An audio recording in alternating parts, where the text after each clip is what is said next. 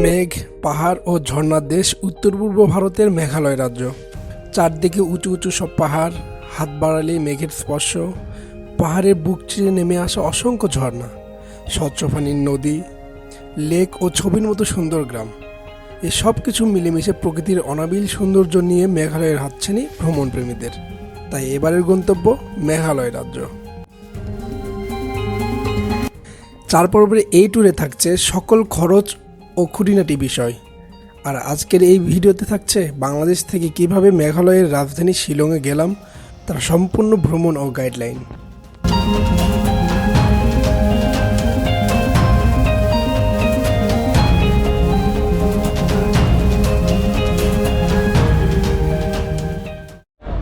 যাত্রা শুরু করেছিলাম Bogura Sherpur bus terminal Shyamoli counter থেকে। 1200 টাকায় শ্যামলী নন এসি বাসের টিকিট কেটে রাত 9টায় রওনা হই সিলেটের উদ্দেশ্যে।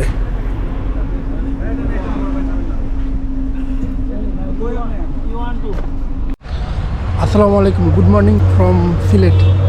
তো এখন আমি আসছি সিলেটের হুমায়ুন চত্বর। কিছুক্ষণ আগে নামাই দিল আমারে। তো এখান থেকে আমি যাব বর্ডারে, তামাবিল ডাউকি বর্ডার। তো এখান থেকে আমাদের যাইতে হবে আগে হচ্ছে সুবানীঘাটে, সুবানীঘাট থেকে তারপরে বাসে করে তারপরে যাইতে হবে সুবানীঘাট। হ্যাঁ, কত? সিলেট থেকে বর্ডার পর্যন্ত দুইটি উপায়ে যাওয়া যায়, সিএনজি অথবা বাস। সিএনজিতে যাইতে গেলে রিজার্ভ নিতে হবে। রিজার্ভ ভাড়া পড়বে 600 থেকে 800 টাকা পর্যন্ত। আর বাসে গেলে ভাড়া পড়বে জনপ্রতি 100 টাকা।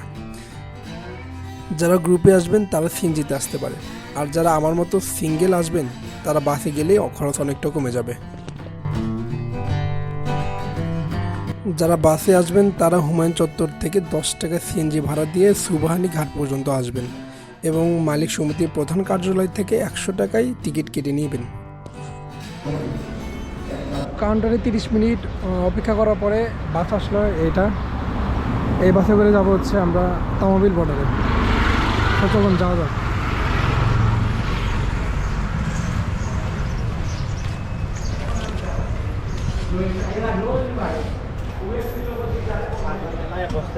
মজা লাগছে।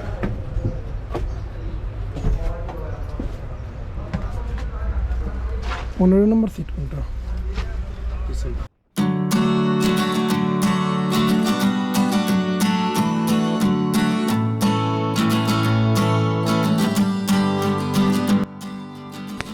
ঠিক 9টায় গেটলক বাসে করে রওনা হলাম। বর্ডার যাওয়ার এই রাস্তাটি ছিল ভীষণ সুন্দর। দুই পাশের প্রাকৃতিক সৌন্দর্য আর দূর থেকে মেঘালয়ের পাহাড় দেখতে দেখতে কখন যে 1 ঘন্টা পার হয়ে যাবে বুঝতেই পারবেন না।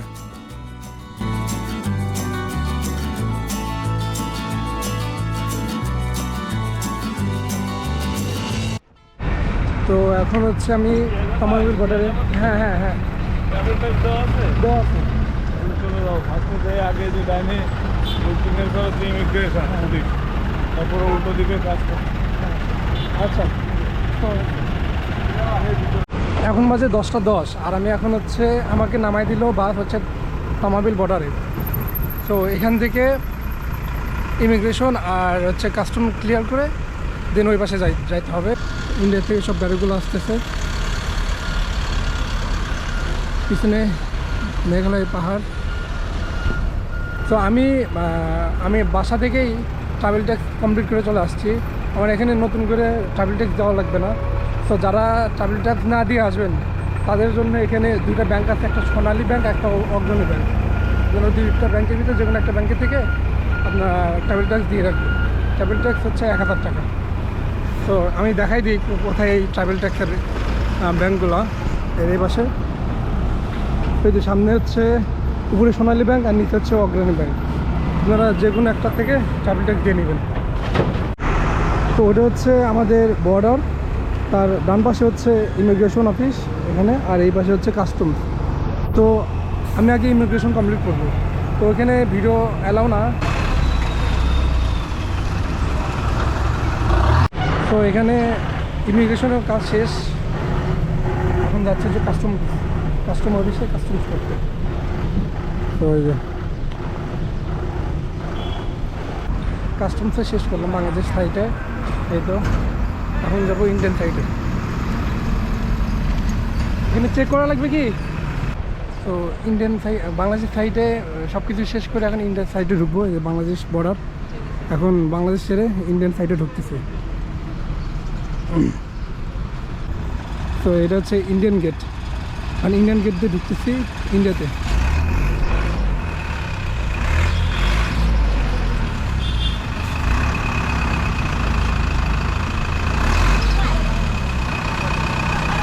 তো এখন বাংলাদেশের কাস্টমস আর ইমিগ্রেশন শেষ করে ইন্ডিয়াতে ঢোকার পরে বিজিবি চেকপোস্টে নাম এন্ট্রি করার পরে এখানে এই যে ভ্যান, এই ভ্যানে উঠতে বললে এই ভ্যান করে আমাদের নিয়ে যাবে হচ্ছে ইমিগ্রেশন পর্যন্ত। মানে প্রথমবারের মতন আসলে ইন্টারন্যাশনাল ট্যুর, তাও একা একা, একটু ভয় ভয় করতেছে মনে। তো এখানে হচ্ছে বিএসএফের নিজস্ব ভ্যানে করে আমাদেরকে ইমিগ্রেশন পর্যন্ত নিয়ে যাবে। ওখানে ইমিগ্রেশন কাস্টম সব ক্লিয়ার করার পরে আপনারাই নিয়ে আসবে আমাদের এখানে আবার।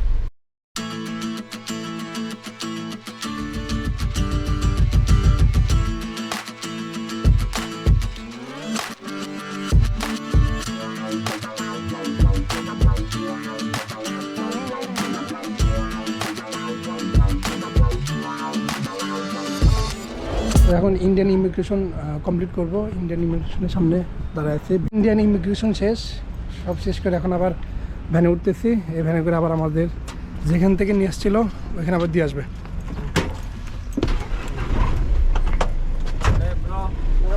এই ব্রো, হাই, ভাই নাম? আমার নাম মুন্না। মুন্না ভাই, কই থেকে আসছেন? আমি সিলেট থেকে আসছি। সিলেটেই? হ্যাঁ। ভাই ডাইরেক্ট সিলেট থেকে আমরা সিলেট, একসাথে। সবাই সিলেট থেকে না? হ্যাঁ। ওকে, ঠিক আছে। আপনি কোথা থেকে আসছেন? বগুড়া বগুড়া। ছিল বে নাকি? এই আমাদেরকে নামাই দিল, এখন আবার দেখা যায় ডাউকি পর্যন্ত আমাদের যাইতে হবে। এটা হচ্ছে আমরা এখন হচ্ছে তমাইল বর্ডার থেকে ডাউকি বাজার পর্যন্ত যাচ্ছি। ওইখান থেকে তো টাকা লাগে না। কার ভাড়া করতে আর কি। এখানে দাম বেশি অনেক, দু একজনের কাছে জিজ্ঞেস করা হলো, মানে দামে পড়তেছে না। সো আমরা একটু হেঁটে হেঁটে যাবো, 10 মিনিটের হাঁটার রাস্তা, 10 মিনিট হেঁটে ডাউকি বাজারে যাবো। ওইখান থেকে দেখা যাক। জানে যারা ভাড়া বেশি চাচ্ছিল তাদের মধ্যে একজন 3000 টাকায় যাইতে রাজি হয়েছে এবং আমি সহ 4 জন সিলেটে ভাইদেরকে নিয়ে যাত্রা শুরু করলাম শিলংয়ের উদ্দেশ্যে।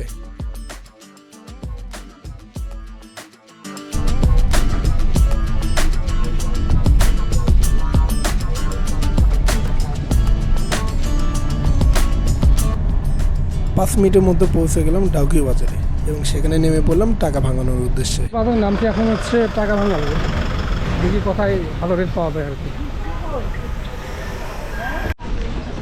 70,000 টাকা দিয়ে পাইলাম হচ্ছে 10,800 টাকা, 63.50, 100 টাকায়, মানে 100 টাকায় 63.50 টাকা, এত কমে গেছে। আমি ওই তো জাফলং না, আমি এখন বাংলাদেশ থেকে জাফলং দেখতেছি। ও রে,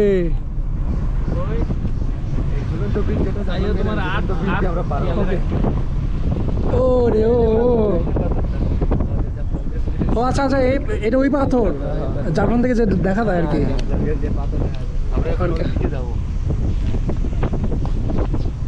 ভাই পানি কালার দেখছেন, পুরো সবুজ। ও রে রে রে, ওমগড় না?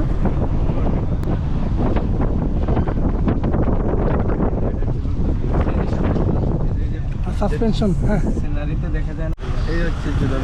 এই হচ্ছে ঝুলন্ত ব্রিজ, যেটা আমরা জাফলং থেকে দেখি। এই যে আপনি জাফলং থেকে আমরা, হ্যাঁ হ্যাঁ হ্যাঁ, ওইখান থেকে আমরা এই ব্রিজটা দেখতে পারি, কিন্তু আসতে পারি না। আজকে আমরা যাচ্ছি আর কি। আজকে লিগ্যাল ওয়েতে আমরা বেশি আনন্দ লাগতেছে, ভালো লাগতেছে। আচ্ছা, এটা হচ্ছে জাফলং। পানির কালারটা দেখছেন? এখান থেকে ইন্ডিয়া। আচ্ছা, বোটগুলো হচ্ছে ইন্ডিয়ার ভিতরে।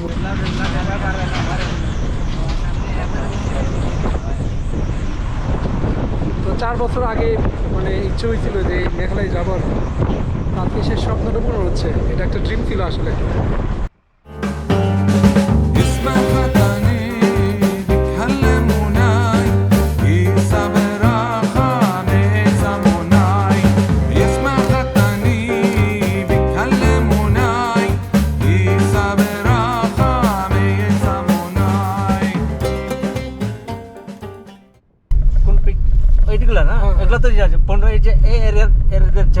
জায়গার মালিক।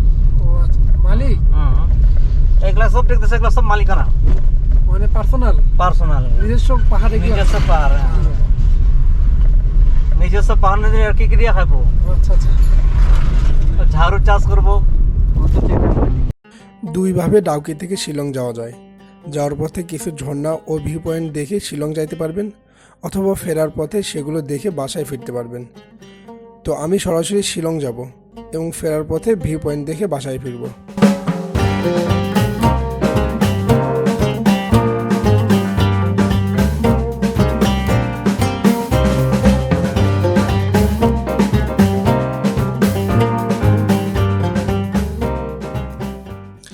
শিলং যেতে যেতে এরকম রাস্তার দুপাশে সবুজ প্রকৃতি, উঁচু উঁচু পাহাড় আর মেঘের চোখ জোড়ানো দৃশ্য আপনাকে অভিভূত করবে।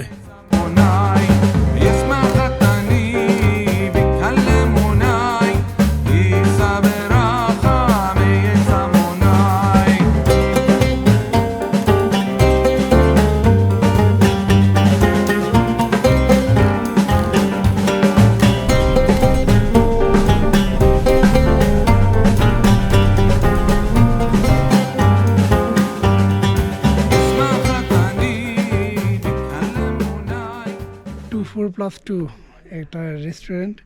তো এখানে একটা ভিউ পয়েন্ট আছে, সেই ভিউ পয়েন্টটা আমরা একটু দেখব। যেহেতু রোজা আছে, সবাই কেউ খাওয়া দাওয়া করবে না, তো এই দিক দিয়ে উঠে আসলাম। এখানে আমাদের এটা হচ্ছে আমাদের গাড়ি দোকান, আর এই দিক দিয়ে হচ্ছে আমরা টিকিট কাউন্টার। টিকিট কাউন্টারে এই টিকিট 20 টাকা করে, 5 জন 100 টাকা করে, 100 টাকাতে 5 জন উঠলাম। তো দেখি ভিউ পয়েন্ট কীরকম।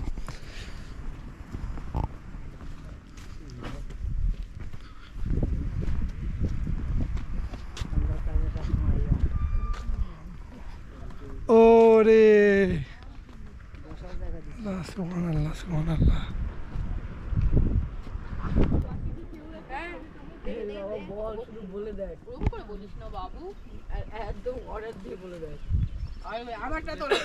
ভিউটা দেখেন জাস্ট।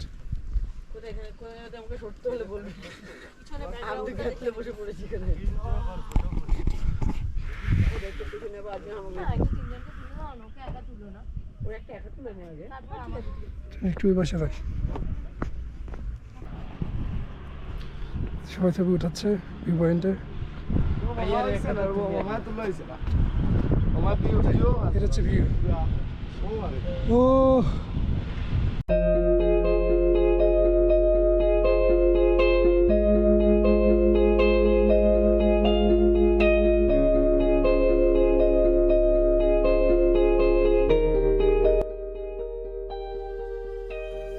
তো ভিউ দেখা শেষে আবারও রওনা দিলাম শিলংয়ের উদ্দেশ্যে এবং 20 মিনিট পরে পৌঁছে গেলাম শিলংয়ে। এখানে গরুর মাংস, শুকর মাংস পাওয়া যায়, যে সামনে ভিডিও করো। শুকরের মাংস কোথায় দেখাইতেছে, এই যে বাম সাইডে দেখা, এই শুকরের মাংস, শুকর আর গরু। শুকরের মাংস সেল করতেছে।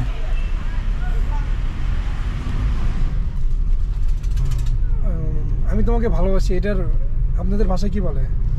না ঈদ ইয়াফি। কি? না ঈদ ইয়াফি। না ইব ইয়াফি। ইয়াফি মানে তোমাকে, ইয়াফি মানে তোমাকে, না ইব ইয়াফি। না ঈদ ইয়াফি। ও ঈদের যে ঈদ আছে না, ওই ঈদের কথা মনে পড়াই তো হয়ে গেছে। না ঈদ নাফি, না ঈদ ইয়াফি, না ঈদ নাফি, না ঈদ নাফি, না ঈদ নাফি দাদা, ইয়াফি ইয়াফি ইয়াফি, না ঈদ ইয়াফি, না ঈদ ইয়াফি। স্যার দিমু কি রকম? না ঈদ ইয়াফি 2। এ কইলে কলি পটু বিদায় দিয়ে দিলাম, ভাড়া চলে যাবে এখান থেকে। আবার দেখা হবে। আচ্ছা ঠিক আছে, এদের সাথে যাও। ওকে। যোগাযোগ করো। তো আমরা এখন আছি হচ্ছে পুলিশ বাজার। এখন আমাদের কাজ হচ্ছে হোটেল খোঁজা। মাত্র নামলাম পুলিশ বাজারে, এখন আমাদের হোটেল খুঁজতে হবে। তো হোটেল খোঁজার জন্য সামনে যাচ্ছি। হোটেল খোঁজা শেষে আপনাদের সাথে দেখা হচ্ছে। আচ্ছা, আই লাভ শিলং। এটা হচ্ছে পুলিশ বাজার।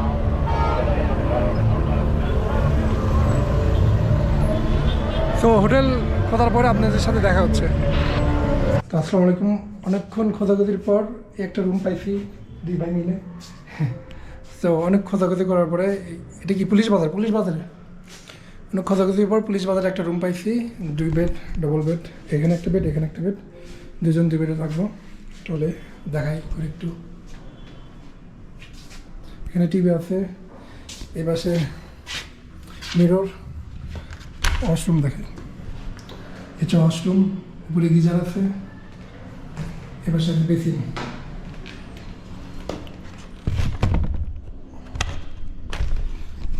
এই রুমের ভাড়া পড়ছে হচ্ছে 1160 টাকা, 1120 টাকা। এই রুমের ভাড়া পড়ছে হচ্ছে 1120 টাকা। আজকের ভিডিও এ পর্যন্তই। পরবর্তী ভিডিওতে দেখাবো শিলং শহরের নাইট লাইফ ও চেরাপুঞ্জি যাওয়ার সরকারি বাসের অগ্রিম টিকিট কিভাবে কিনলাম তার তথ্যসমূহ। পরবর্তী ভিডিও পাওয়ার জন্য অবশ্যই চ্যানেলটিকে সাবস্ক্রাইব করবেন এবং পেজটিকে একটি লাইক করে দিবেন। সবাই ভালো থাকবেন, সুস্থ থাকবেন, আল্লাহ হাফেজ।